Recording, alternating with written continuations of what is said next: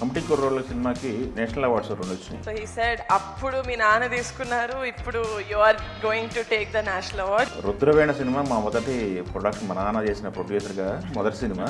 Yeah, నాన్నకి రుద్రవీణకి 3 national awards వచ్చాయి. రుద్రవీణ మూవీకి ఆయన ఫస్ట్ మూవీ 36 years బ్యాక్. ఈ మధ్యకాలంలో సంగీతం శ్రీనివాసరావు గారు సంగీతం అని పెట్టాడు. ఈ సంగీతం అనే దాని మాతృక కూడా రుద్రవీణ సినిమాలో ఉంటుంది. ఇది సంగీతం సినిమా వచ్చినప్పుడు రుద్రవీణ రిఫరెన్స్ చాలా మంది మాట్లాడారు.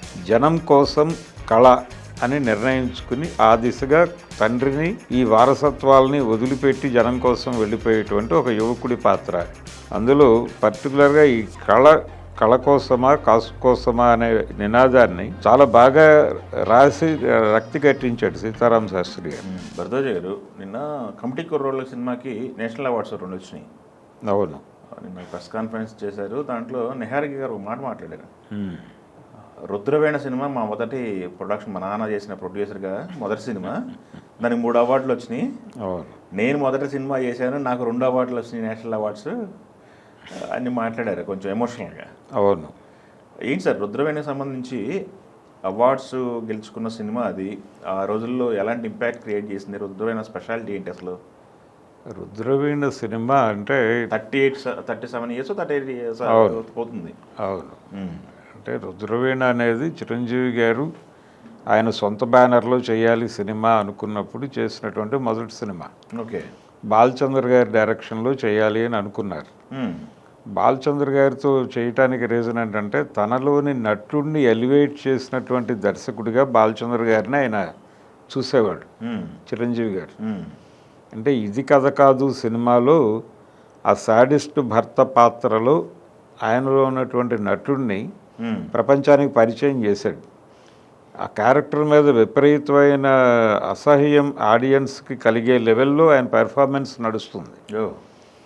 అందుకని అలాంటి క్యారెక్టర్ తనకి ఇచ్చినటువంటి, అలాగే 47 రోజులు అనే సినిమా కూడా బాలచంద్రతో చేశాడు ఆయన. జయప్రద హీరోయిన్ అక్కడ, ఇక్కడేమో ఇది కథ కాదులో జయసుధ హీరోయిన్. అలా బాలచందర్తో కనెక్ట్ అయి ఉన్నాడు. ఆ టైంలో రజనీకాంత్ని, కమల్ హాసన్ని వీళ్ళందరినీ ఇండస్ట్రీకి తీసుకొచ్చి నడిపించినటువంటి, ఒక రకంగా తమిళ ఇండస్ట్రీని కొత్త ఎనర్జీతో నింపినటువంటి డైరెక్టర్ బాలచందర్. ఆ ప్రభావం ఉంది చిరంజీవి గారి మీద. అందుకని తన మొదటి సొంత సినిమాని బాలచంద్ర గారితో తీయాలి అని అనుకున్నాడు. అనుకుని వాళ్ళ అమ్మగారి పేరుతో బ్యానర్ ప్రారంభించారు, అంజనా ప్రొడక్షన్స్ అని. ప్రారంభించినప్పుడు మొదటి సినిమాగా అది అనుకున్నారు, బాలచంద్ర గారితో చేయాలనుకున్నారు. ఆయన చెప్పిన కథ ఇది. అంటే ఒక ఊర్లో ఒక సంగీత కుటుంబం నుంచి వచ్చినటువంటి యువకుడు, బ్రాహ్మణ కుటుంబం, సంగీతం, ఆ నేపథ్యం నుంచి వచ్చి సమాజంలో జరుగుతున్నటువంటి ఇబ్బందులు వీటన్నిటిని చూసి చలించి వాళ్ళ కోసం పని చేయాలి అని అనుకోవడంతో పాటు ఈ సంగీతాన్ని కూడా ప్రజాపరం చేయాలి, కళ కోసమా ప్రజల కోసమా అనేటువంటి ప్రశ్న వేసుకుని జనం కోసం కళ అని నిర్ణయించుకుని ఆ దిశగా తండ్రిని, ఈ వారసత్వాలని వదిలిపెట్టి జనం కోసం వెళ్ళిపోయేటువంటి ఒక యువకుడి పాత్ర. అతను మ్యూజిక్ మాత్రమే కాదు, సామాజిక మార్పులో కూడా కీలక పాత్ర పోషిస్తాడు. ఇలాంటి క్యారెక్టర్ తీసుకుని మనం సినిమా చేయాలి అని అనుకున్నాడు ఆయన. అనుకున్నప్పుడు దానికి టైటిల్ ఏవైతే బాగుంటుంది అని రకరకాల ఆలోచనలు చేశారు. గణేష్ పాత్రరావు గారు కూడా ఉన్నాడు అప్పుడు. అనుకున్నప్పుడు రుద్రవీణ అనే టైటిల్ బాగుంటుంది అని అనిపించింది. రుద్రవీణ అనేది యండమూరి వీరేంద్రనాథ్ గారి నాటకం టైటిల్. దాన్ని ఆయన దగ్గర నుంచి తీసుకుని ఈ సినిమాకి వాడారు. వాడి ఈ గ్రామాల అభివృద్ధి, మద్యపాన నిషేధము, అంటే మద్యపానం వలన జీవితాలు ఎలా నాశనం అయిపోతున్నాయి, ఈ అంశాలన్నింటినీ తీసుకొచ్చి ఒక కోఆపరేటివ్ మూమెంట్ బిల్డ్ చేయటం, ఇవన్నీ ఉంటాయి సినిమాలో. ఈ ఎలిమెంట్స్ అన్నీ కలిపి నడపటం వలన, దాంతోపాటు మ్యూజిక్, ఆ ఫ్యామిలీ సంగీత కుటుంబం అవటం వలన మంచి పాటలు కదా, దాంతో ఇవన్నీ కలిసి అది నేషనల్ ఇంటిగ్రిటీ అవార్డు వచ్చింది. దానికి జాతీయ సమైక్యత పురస్కారం, నర్గీస్ దత్ అవార్డు గెలుచుకున్నారు ఆ సంవత్సరం. 32వ జాతీయ చలనచిత్ర పురస్కారాల్లో నర్గీస్ దత్ అవార్డు వచ్చింది దానికి. ఆ తర్వాత ఆ సినిమాకి సంబంధించి మ్యూజిక్ డైరెక్టర్ ఇళయరాజా గారికి అవార్డు, బాలసుబ్రహ్మణ్యం గారికి అవార్డు వచ్చింది. 3 కేటగిరీలో 3 కేటగిరీల్లో అవార్డులు తీసుకున్నారు. అయితే ఈ సినిమా కమర్షియల్గా పెద్దగా వర్కౌట్ అవ్వలేదు. సినిమా చాలా బాగుంటుంది, ఆహ్లాదకరంగా ఉంటుంది, మంచి కెమెరా పనితనం ఉంది, రెడ్డి గారి కెమెరా ఆ సినిమాకి. ఇవన్నీ ఉన్నప్పటికీ సినిమా అనుకున్న స్థాయికి వెళ్ళలేదు. అంటే చిరంజీవి గారికి ఉన్నటువంటి కమర్షియల్ ఇమేజ్కి ఈ సినిమా మిస్ మ్యాచ్ అయింది. అందుకని కమర్షియల్గా పెద్దగా పే చేయలేదు. తెలుగులో చిరంజీవి అవటం వలన అని ఆయన ఏం చేశాడంటే, బాలచంద్ర గారు దీన్ని సొంతగా తమిళ్లో రీమేక్ చేశాడు. మామూలుగా తమిళ సినిమా తీసి తెలుగులో రీమేక్ చేయటం అనేది ఆయన పద్ధతి. కానీ ఇది అందుకు భిన్నంగా తెలుగులో చిరంజీవితో చేసి తమిళ్ రీమేక్లో కమల్ హాసన్తో చేయించాడు ఆ క్యారెక్టర్. అది ఉన్నాల్ ముడియం తంబి అనే పేరుతో అక్కడ వచ్చింది. నీకు మాత్రమే సాధ్యం తమ్ముడు అని తెలుగు అర్థం. అది కూడా పెద్దగా వర్కౌట్ అవ్వలేదు. అక్కడ కూడా వర్కౌట్ అవ్వలేదు ఆ సబ్జెక్ట్. ఓకే. అలా ఇలాంటి కథతోనే దీనికంటే ముందు జనం మనం అని గుమ్మడి మాదాల రంగారావు, అంటే ఇందులో జమినీ గణేషన్ చిరంజీవి, అంటే తండ్రి పాత్రలో జమినీ గణేషన్ కనిపిస్తాడు. ఆయన శాస్త్రీయ సంగీత కళాకారుడు, ఆయనకి కుల పట్టింపులు ఇవన్నీ చాలా విపరీతంగా ఉంటాయి. ఈయన కళకి కులం లేదు, మనిషికి అంతకంటే కులం లేదు, కులాన్ని బద్దలు కొట్టుకుని బయటికి వెళ్ళాలి అనేటువంటి ఆలోచనతో కొడుకుంటాడు. ఈ కొడుకు పాత్రకి తండ్రి పాత్రకి మధ్య సిద్ధాంతపరమైన ఘర్షణలు ఇవన్నీ నడుస్తాయి.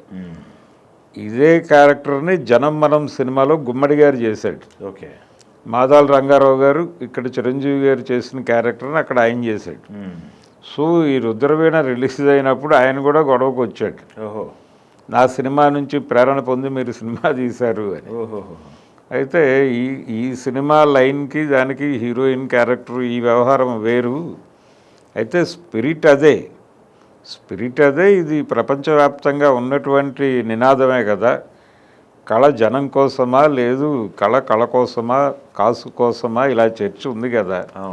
ఆ చర్చలో భాగంగానే మేము చేశామనేది వీళ్ళు క్లెయిమ్ చేసుకున్నారు.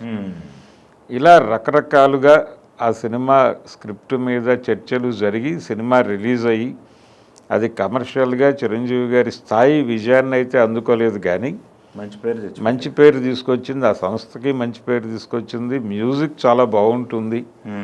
ఆ సినిమాకి ఇళయరాజా గారి కంట్రిబ్యూషన్ చాలా పెద్దది. అలాగే సీతారామ శాస్త్రి గారి కంట్రిబ్యూషన్ చాలా ఉంది ఆ సినిమాకి. అంటే అప్పటి వరకు ఆత్రేయ గారు తప్ప ఇంకొక రైటర్తో పాటలు రాయించుకోనటువంటి బాలచంద్ర గారు, ఆత్రేయ గారు పూర్తిగా ఇక ఆయన పరిస్థితి బాగాలేదు, ఆయన రాయలేని పరిస్థితి. ఆ టైంలో సీతారామ శాస్త్రిని తీసుకొచ్చి రాయించారు. ఆయన ఆత్రేయ లేని లోటును పూడ్చాడు ఒక రకంగా. అంటే చాలా పాటలు చాలా ఇంప్రెసివ్గా నడుస్తాయి. అందులో పర్టికులర్గా ఈ కళ కోసమా కాసు కోసమా అనే నినాదాన్ని చాలా బాగా రాసి రక్తి కట్టించాడు సీతారామ శాస్త్రి గారు.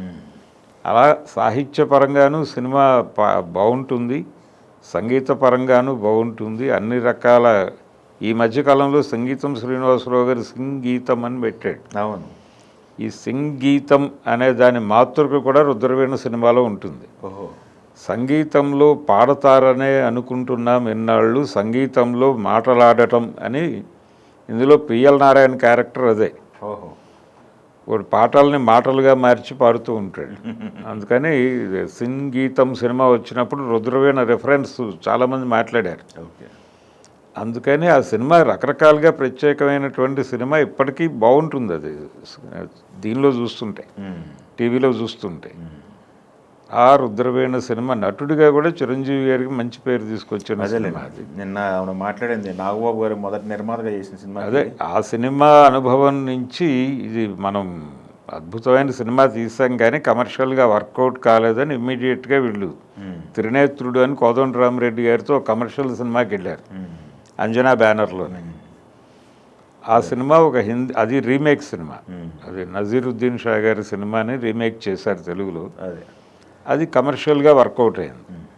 ఈ సినిమా మాత్రం కమర్షియల్గా ఇబ్బంది పెట్టినప్పటికీ జాతీయ స్థాయిలో పేరు తీసుకొచ్చిన సినిమా.